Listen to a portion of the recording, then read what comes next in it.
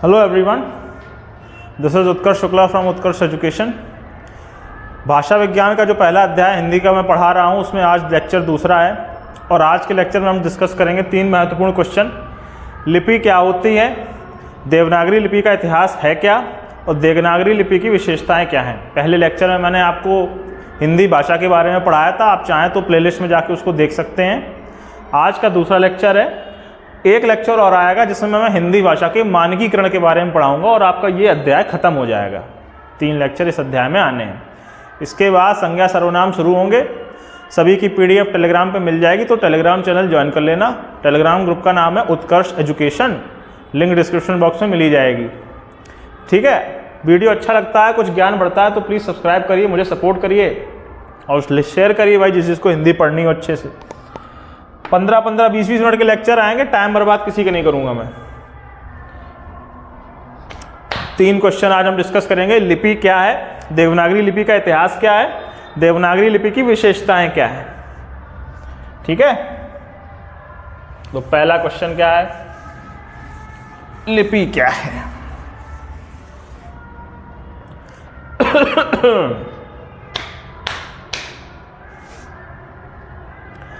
किसी भी भाव, विचार, भाषा, उपभाषा, बोली जो भी है, उसको जब आप रिटन फॉर्म में लिखित रूप से व्यक्त करते हैं तो जिस चिन्हों का प्रयोग किया जाता है, जब वो चिन्ह एक सेट के ही हों तो उसे लिपि कहा जाता है।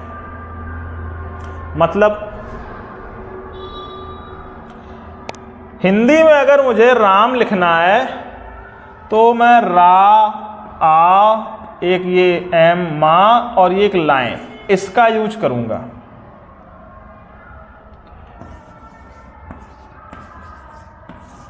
ये राम नहीं लिखा हुआ है, ठीक है। लिख तो मैंने ये भी दिया कि आज से ऐसे राम लिखा जाएगा, नहीं नहीं नहीं, राम शब्द को बताने के लिए इसी चीज के, इन्हीं चिन्हों का प्रयोग आपको करना पड़ेगा।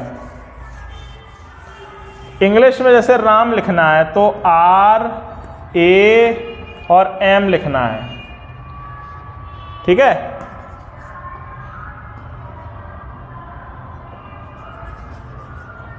ये क्या है, ये तो नहीं है ना, अपने मन से नहीं बना सकते ना।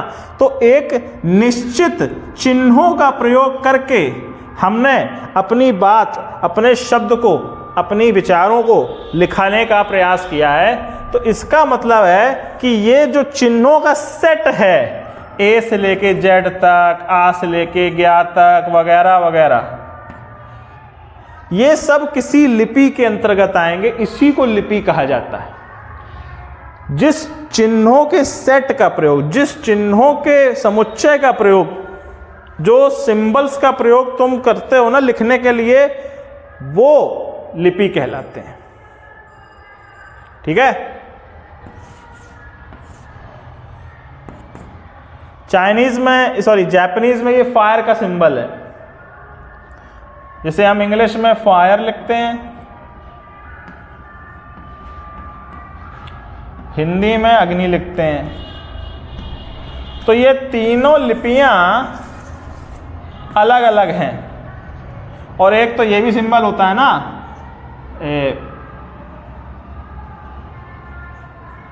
आग का, एक ये भी आग समझाने का सिंबल है। चित्रकला मेरी उतनी अच्छी नहीं रही कभी। तो ये जो 4 सिंबल हैं,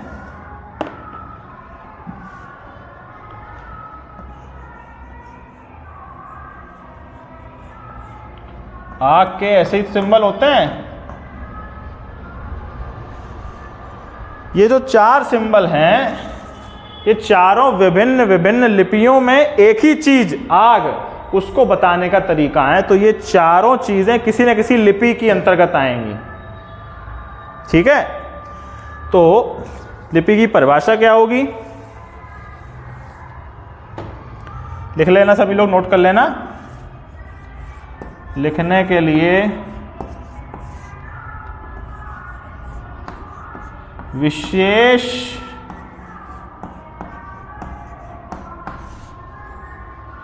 निश्चित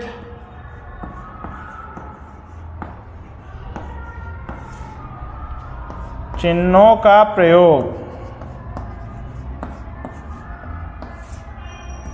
इसी को लिपि कहा जाएगा। ठीक है। लिखने के लिए विशेष निश्चित चिन्हों का प्रयोग ही लिपि कहा जाता है। लिपि के बारे में इससे ज़्यादा कभी नहीं आता है। जो एग्ज़ाम में क्वेश्चन आएंगे ना, अब वो आना शुरू होंगे, अब पढ़ाना शुरू करूँगा मैं। पहले हमें पढ़ना है, हिंदी भाषा पढ़ रहे हो तो देवनागरी लिपि में हिंदी लिखी जाती है ना, तो पहले लिपि का इतिहास पढ़ना सीखो। देवनागरी लिपि का विकास कहाँ से हुआ। टॉपिक है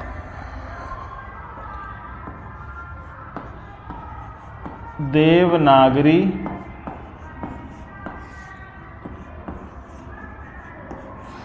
लिपि का इतिहास। किस लिपि से बनी है, क्या हुआ है, वो समझ लो। इतिहास की जो फाइन पॉइंट है वो तो बाद में मैं पढ़ाऊंगा ही। उसकी हिंदी भाषा का जब इतिहास पढ़ाऊंगा तो उसमें वो सब आ ही जाएगा कि पहली रचना किसकी थी, पहले किसने बोला, वो सब वो तब बताऊंगा। अभी तुम नॉर्मल लिपि का इतिहास समझो। तो देखो,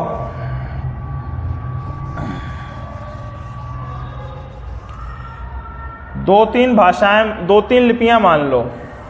ठीक है। एक होती है ब्राह्मी लिपि,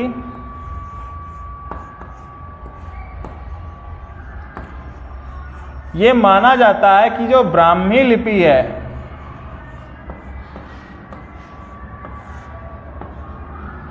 हिंदुस्तान की सभी भाषाएं इसी लिपि से निकली हैं। हिंदुस्तान की सभी भाषाएं इसी लिपि के किसी न किसी रूप में लिखी जाती। तो ये लिपि याद रखना। अशोक के कहा जाता है ना कि ब्राह्मी लिपि में इंडिया में प्राप्त हुए हैं और ईरान में अरामाइक लिपि में प्राप्त हुए हैं। तो ईरान की लिपि अलग है, तो उसकी टेंशन मत लेना। तो ब्राह्मी लिपि हिंदुस्तान की सबसे इंपॉर्टेंट लिपि है। ठीक है, ठीक है। अब उस लिपि के दो भाग हो जाते हैं, बनाते चलना है पेपर में, मतलब अपनी कॉपी में। एक होता है उत्तरी ब्राह्मी,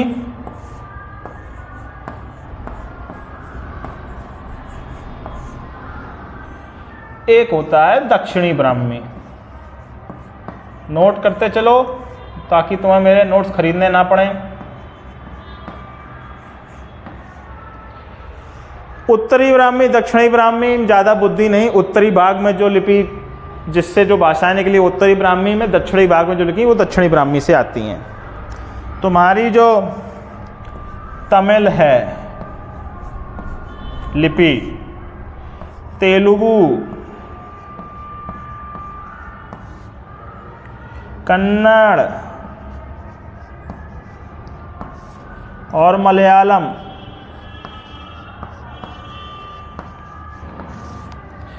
ये सब दक्षिणी ब्राह्मी के अंतर्गत आती हैं। ये सारी लिपियों के नाम है, भाषाओं के नहीं। तो लेकिन इस लिपि में सिर्फ यही भाषा लिखी जाती है, इसीलिए उसका नाम भी तमिल लिपि है, उस भाषा का नाम भी तमिल भाषा ही है। तो तमिल लिपि तमिल भाषा, तेलुगु लिपि तेलुगु भाषा, कन्नड़ लिपि कन्नड़ भाषा, मलयालम लिपि का विकास तमिलनाडु से हुआ है। तमिलनाडु में ग्रंथ लिपि करके आती थी। तमिल लिपि और ग्रंथ लिपि दो थी। तमिल लिपि तमिलनाडु में चली गई, ग्रंथ लिपि से मलयालम बनी, वो केरल में फेमस हो गई। तो दक्षिण ब्राह्मी से ये सब निकला है। अब आओ उत्तरी ब्राह्मी में। दक्षिण ब्राह्मी समझ में आ गया, 4 भाषाएं 4 लिपियां। उत्तरी ब्राह्मी से अब क्या क्या हुआ वो समझते हैं।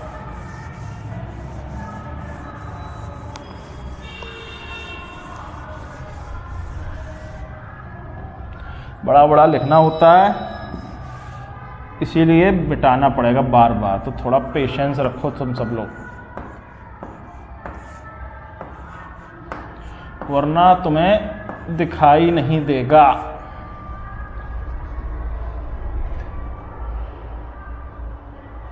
उत्तरी ब्राह्मी,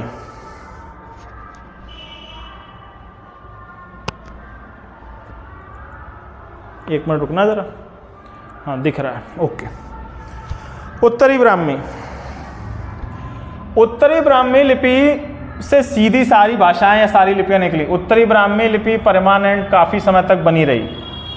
तो सबसे पहले यहाँ से पाली भाषा, अपभ्रंश भाषा, जो 50 भाषाएं अशोक काल में थी, अशोक के बाद शुंग वंश के काल आए। तो कुल मिला के अंत में जब गुप्त काल में थोड़ा परिवर्तन आया तो उसे फिर गुप्त लिपि कहा जाने लगा। तो ये जो समय है ना, ये वैदिक काल से गुप्त काल तक का है। ठीक है, गुप्त लिपि बनी। गुप्त लिपि को थोड़ी देर में सिद्ध मातृका लिपि कहा जाने लगा।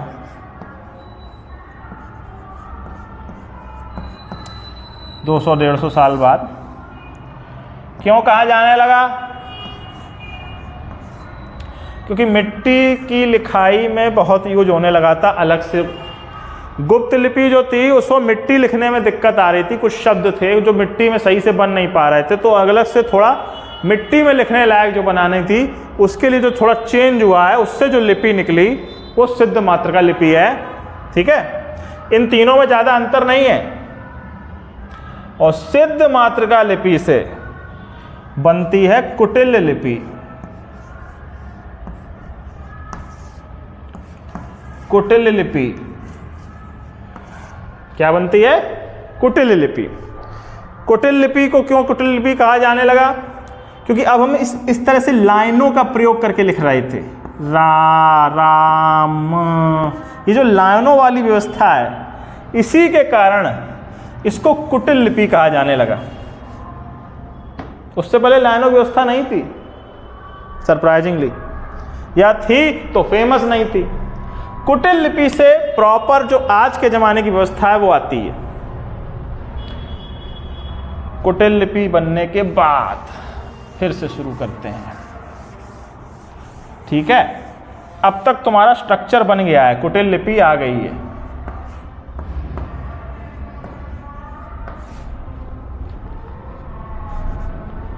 ठीक है, जो इस लिपि का विकास इसलिए बता रहे हैं वैदिक काल से, क्योंकि उससे पहले की जो सिंधु घाटी सभ्यता की लिपि है वो पढ़ी नहीं गई है, तो उसका यूज करने का फायदा नहीं, पेपर में आता नहीं है। इतिहास में आ सकता है, हिंदी भाषा में नहीं आएगा। अब कुटिल लिपि के 2 भाग होंगे मस्त एकदम। शारदा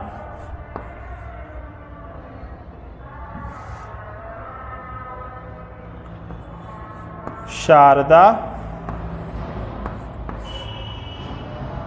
और यहां आएगी नागरी। शब्द मिल गया ना देवनागरी का नागरी। शारदा और नागरी। नागरी का नाम नागरी इसलिए बोला जाता है जनरली कि गुजरात में एक ब्राह्मणों की उप प्रजाति ही बोल सकते हैं, जाति तो ब्राह्मण हो जाएगी, उपजाति थी एक नागर ब्राह्मण। ये माना जाता है, अकाट तक बिल्कुल पक्का सबूत नहीं है, लेकिन ये माना जाता है कि जो नागरी लिपि का विकास है वो नागर ब्राह्मणों ने किया है। तो तुम्हें अगर ये तो नहीं आएगा कि नागर ब्राह्मणों ने किया, तुमसे ये पूछा जा सकता है कि साक्ष्यों के अनुसार, सबूतों के अनुसार नागरी लिपि का सबसे पहले विकास कहाँ हुआ, तो गुजरात बोलना पड़ेगा। सोमनाथ मंदिर की भूमि जो हमारी है उसमें हमारी नागरी लिपि का विकास हुआ था, ये माना जाता है। अभी तक कोई नए सबूत मिले नहीं है। नागरी शारदा सब हो गया ना, अब इनसे लिपियां निकलना शुरू होंगी। शारदा से तुम्हारी निकलेगी गुरमुखी लिपि,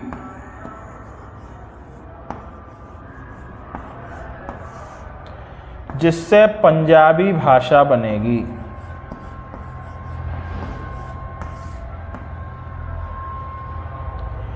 पंजाबी भाषा नहीं होती है ऐसे करके कुछ, एक पंजाबी भाषा का ये अक्षर है। कश्मीरी निकलेगी यहां से,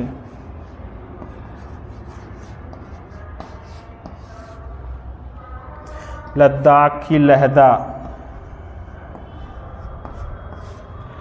और टाकरी।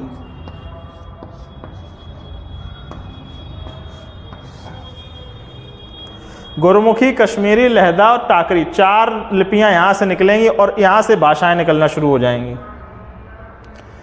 जो लोकल लैंग्वेजेस हैं वो यहाँ से निकलना शुरू हो जाएंगी। तो कुटिल लिपि का एक शारदा भाग हुआ, उससे ये व्यवस्था हुई। ओके, और दूसरा भाग है नागरी। अब नागरी को समझते हैं।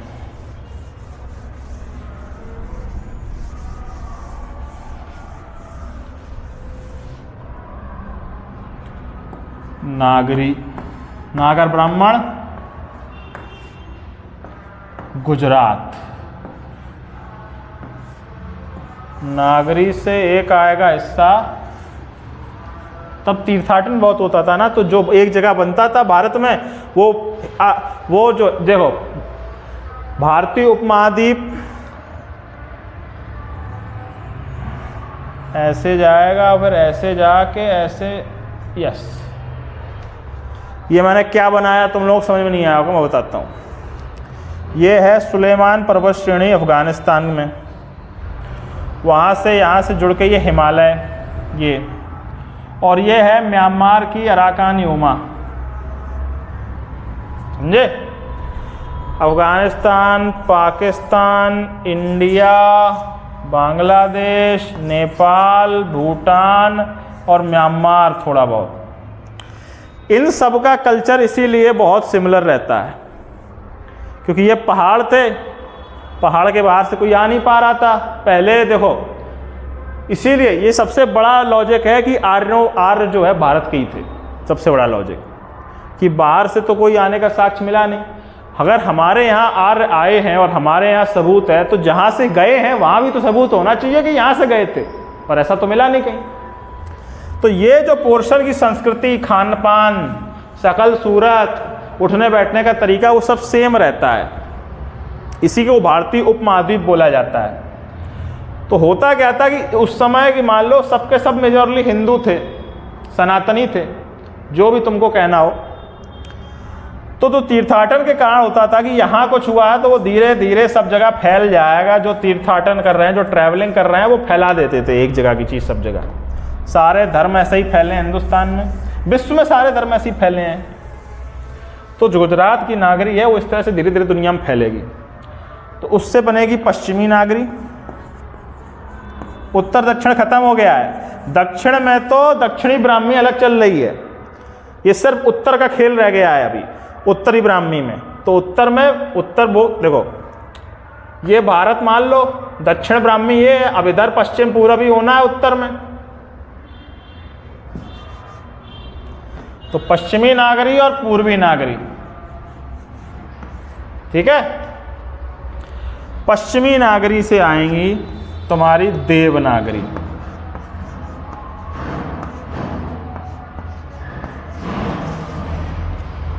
या जिसे लोक नागरी भी बोला जाता है।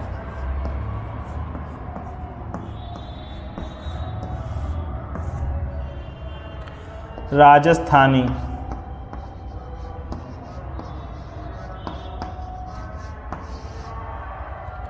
गुजराती,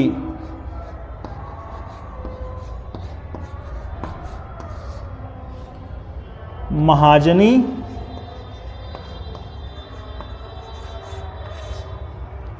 और एक और रह गई, ऐसे लिख देता हूं, कैथी, ठीक है। और पूर्वी भाग से आएंगी बांग्ला,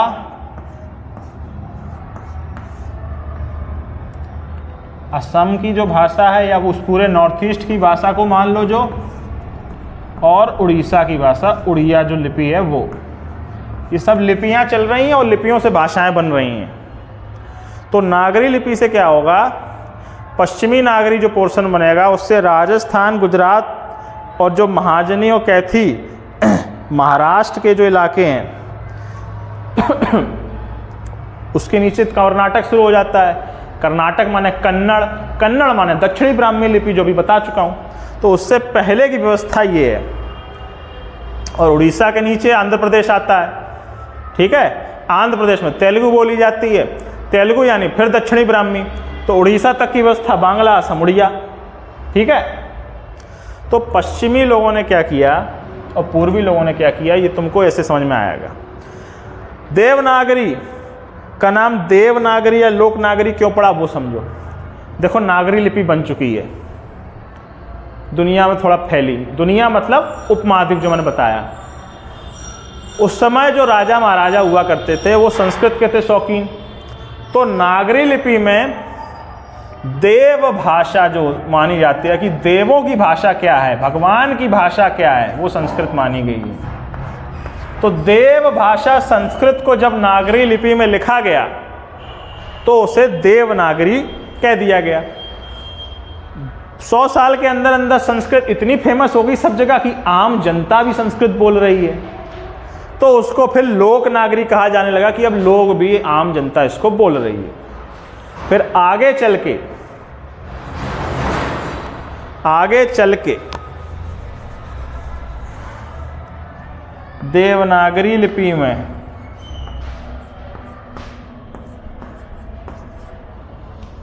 इसको मिटाता हूं, देवनागरी लिपि में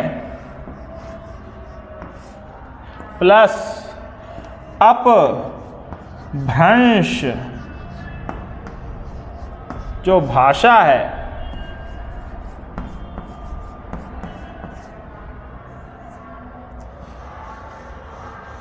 जब देवनागरी लिपि में अपभ्रंश भाषा को लिखा जाएगा तो हमारी प्यारी हिंदी भाषा का निर्माण होगा।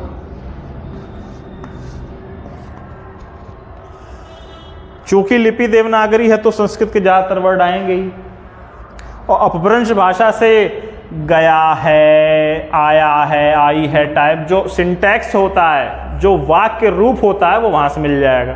तो देवनागरी लिपि में जब अपभ्रंश भाषा का मिक्सचर हुआ तो हमारी हिंदी भाषा पैदा हुई। ये हमारी नागरी लिपि और हिंदी भाषा का थोड़ा थोड़ा इतिहास आपको समझ में आ गया होगा। आइए अब बात करते हैं देवनागरी लिपि के जो गुण हैं और कुछ जो विशेषताएं हैं वो क्या हैं।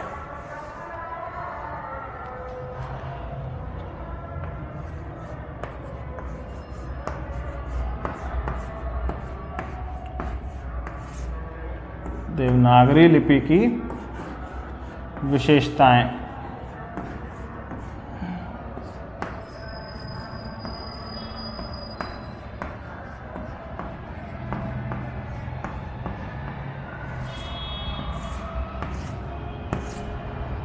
ठीक है, एक तो गुण होंगे।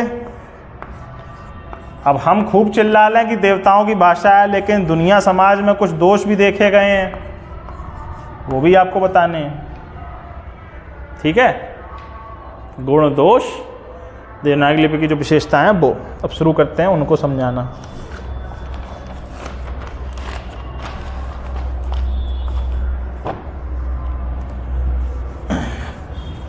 नोट्स बगल में रखे हुए ताकि मैं कुछ छोड़ ना दूं, वरना तुम लोगों का लॉस हो जाएगा, क्योंकि हम पढ़ाने शुरू करेंगे तो फिर हम खो जाते हैं कभी कभी कि पता नहीं कहाँ से कहाँ पढ़ाने लगें। अभी फिर उसी में जैसे था अशोक ब्राह्मी लिपि या रामायण लिपि, तो वहीं पर घुसते चले जाते। तो नोट्स मुझे एक दिशा देते रहते हैं कि अगला टॉपिक ये पढ़ाना है, अपने मन से मत शुरू हो जाना। सबसे पहले आओ गुण में। देवनागरी लिपि के गुण क्या हैं? पहला, ये बाएं से दाएं लिखी जाती है, इस तरफ से उस तरफ चलेंगे हम देवनागरी लिखते समय। दूसरा, जो हमारी वर्णमाला है उसमें एक वर्ण, एक अक्षर, जो भी तुम कहना चाहो, वो एक ही ध्वनि को बताएगा। एक वर्ण एक ध्वनि। ठीक है, जैसे सी शब्द है और साइट है, तो ये कैट है और ये साइट है, तो का और सा के लिए सी का यूज हो रहा है, का के लिए के का यूज भी होता है और सी का यूज भी होता है, तो एक ही ध्वनि के लिए अलग अलग चीज़ों का प्रयोग हो सकता है इंग्लिश में। ये इंग्लिश की सबसे बड़ी समस्या है, पर हमारे साथ ऐसा नहीं है। बाएं को बाएं ही पढ़ोगे, बा है ये, या है ये, बड़े आ की मात्रा है, ये ए की मात्रा है और ये अनुस्वार है। अंतर नहीं आएगा कि अब तुम इसको कुछ और पढ़ दो या बा का यूज करके तुम टा बोलने लगो। जैसे कि बा टा लिखा है तो तुम इसको टाटा नहीं बोलोगे। एक शब्द, एक वर्ण जो है वो एक प्रकार की ध्वनि ही बताता है। ये बहुत बड़ी पावर है, इसीलिए हमारी लैंग्वेज अब तक बची हुई है, वरना खत्म हो गई होती। अगला क्या है? चूंकि अब अगला जो है इसी के कारण है कि बहुत ही व्यापक शब्दावली है, इसीलिए चूंकि एक ध्वनि एक शब्द को एक ध्वनि एक ही वर्ण से बताती है, तो कई सारी वर्णमाला हमारी जो है वो शब्दावली हमारी बहुत अच्छी है। कोई भी ऐसी चीज जनरली है नहीं जिसे हम बोल नहीं सकते, जिसके बारे में हम हिंदी में नहीं समझा सकते। जो विज्ञान के टॉपिक हैं उन सबका भी हिंदी वर्जन उपलब्ध है, लेकिन चूंकि हमारी उच्च शिक्षा विज्ञान की इंग्लिश में होती है, इसीलिए हम हिंदी वर्जन यूज नहीं करते, लेकिन उपलब्ध वो भी है। इंजीनियरिंग को अभियांत्रिकी बोला जाता है। जैसे कि मैं हिंदी में बोला जाए तो मैं एक यांत्रिक अभियंत्रक था पहले, मैकेनिकल इंजीनियर। तो इस तरह से व्यापक शब्दावली भी होती है। चूंकि एक ध्वनि एक वर्ण एक अक्षर का खेल है और हमारे पास हलंत, विसर्ग, विसर्ग समझते हो ना, जो आहा में लगा देते हैं, ये जो विसर्ग है ये, और अनुस्वार की जो सुविधा है, इसके कारण हलंत, विसर्ग और अनुस्वार के कारण जो सूक्ष्म ध्वनियां हैं, स्वान यानी हंस, ये जो सा है आधा, हम ये जो सूक्ष्म ध्वनियां हैं इनको भी अच्छे से बता पाते हैं। ठीक है, ये जो चार हैं ये मेन गुण हैं जिसके कारण हम बचे हुए हैं अभी तक। बाएं से दाएं एक वर्ण एक अक्षर, व्यापक शब्दावली और हलंत विसर्ग अनुस्वार के कारण सूक्ष्म तरीके से जो उच्चारण है, सूक्ष्म जो भाषाएं, सूक्ष्म विचार हैं, सूक्ष्म साउंड, सूक्ष्म ध्वनियां जो हैं वो भी हम बता पाते हैं। आओ अब कुछ दोष सुन लें।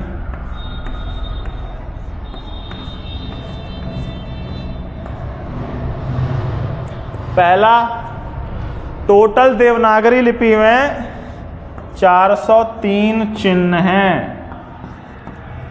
जो हम लोग 51-52 यूज करते हैं वो नहीं, टोटल 403 है, जिसमें 90% तो ख़त्म ही हो गए हैं। यूज तो हम कितना करते हैं, मानक रूप से 44 और टोटल रूप से 52, बाकी तो गए काम से। तो ये बेफालतू की व्यवस्था बहुत थी। हम ये लोग ये डाउट विदेशी बोलते हैं, अपने को नहीं है।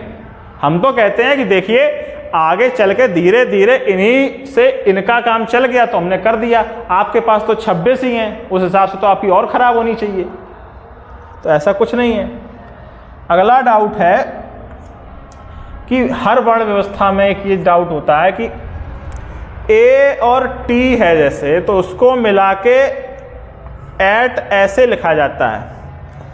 आप ऐसे नहीं लिख सकते, this is wrong, this is right. ठीक है, ये इंग्लिश ने कहा कि हमारे पास ये तो दिक्कत नहीं है ना कि हम मिला के लिखते हो, लेकिन आपके यहाँ क्या होता है, आप जो है श्रा शब्द है, ज्ञा शब्द है, ये सॉरी वर्ण बोल रहे हैं, शब्द बोलेंगे, श्रा है, ज्ञा है, ये क्या है, ये दो वर्णों को मिला के शब्द ये वर्ण क्यों बना रहे हैं आप? हमारे यहाँ तो ऐसा नहीं होता। तो एक तो ये दिक्कत है कि कई संयुक्त जो हैं वो हमारे यहाँ पाए जाते हैं, संयुक्त वर्ण, ठीक है। और आखिरी फास्ट, ये इंग्लिश शब्द ही अच्छे समझना, फास्ट राइटिंग, जो हर यूपीएससी और पीसीएस करने वाले हमारी तरह रोते रहते हैं कि फास्ट राइटिंग पॉसिबल नहीं होती, त्वरित लेखन पॉसिबल नहीं होता है, क्योंकि बार बार पेन उठाना पड़ता है, बार बार चौक उठानी पड़ती है,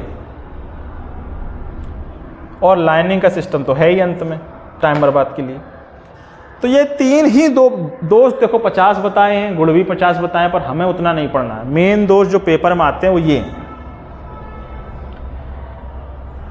इस तरह से आज आपको हम लिपि के बारे में जितना भाई अच्छे से बता सकते थे, जिससे आपकी आवश्यकता पूरी होती है एग्जाम की। जो हिंदुस्तान में हिंदी से संबंधित कोई एग्जाम होगा तो इससे ज़्यादा लिपि से नहीं पूछा जाएगा। इस अध्याय का आखिरी लेक्चर अब आएगा, जिसमें मैं हिंदी भाषा के मानकीकरण के बारे में थोड़ा बात करूंगा। हिंदी भाषा का इतिहास अलग से एक टॉपिक है, अलग से अध्याय है, उसके बारे में अलग से बात होगी, ठीक है। Thank you very much. जुड़े रहें चैनल से और ज्वाइन करें मुझे टेलीग्राम पर डाउट पूछने के लिए। जय हिंद।